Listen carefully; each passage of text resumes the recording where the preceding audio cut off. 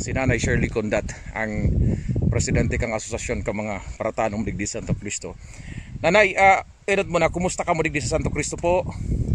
Pagkatapos kang bagyo, kumusta po? Sir, ay nagsusulit kan harong, may nagsusulit na kan mga tanong. Yung masana po ang digdi sir ang pigbuburuhay mi. Kumusta po sa mga karungan digdi sa pagbilang po din daw, pero ang nagkaurulagan digdi? Mga 35 po sir.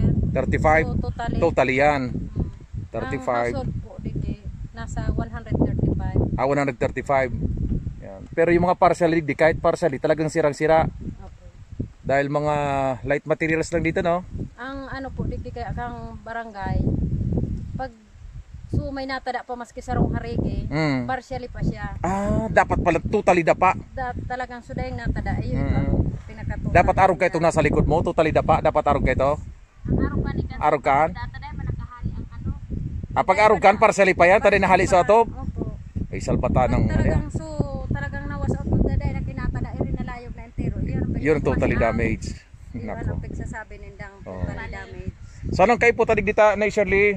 Kasi sabi mo, tama ba? Napabutan na kamong tabang digday dahil pa? Dahil pa lamang po sir. Ang sarong simana na baga nga taday pa kamo nabutan tabang.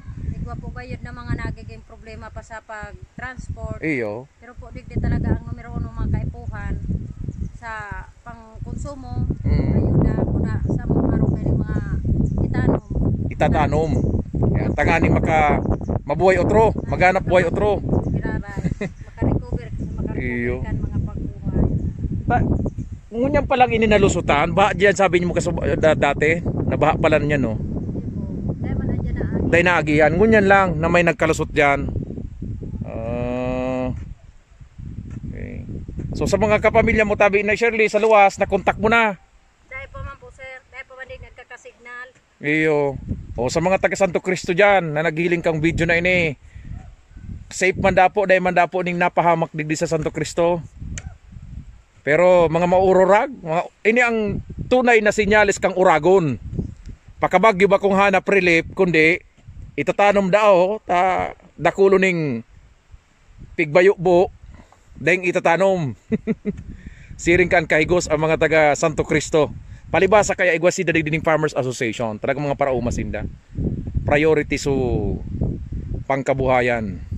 Pero kung may maitatabang po, siguro diit lamang na pagsugpon buhay, welcome. Digdi po sa Santo Cristo, Barangay Naga, Tiwialbay.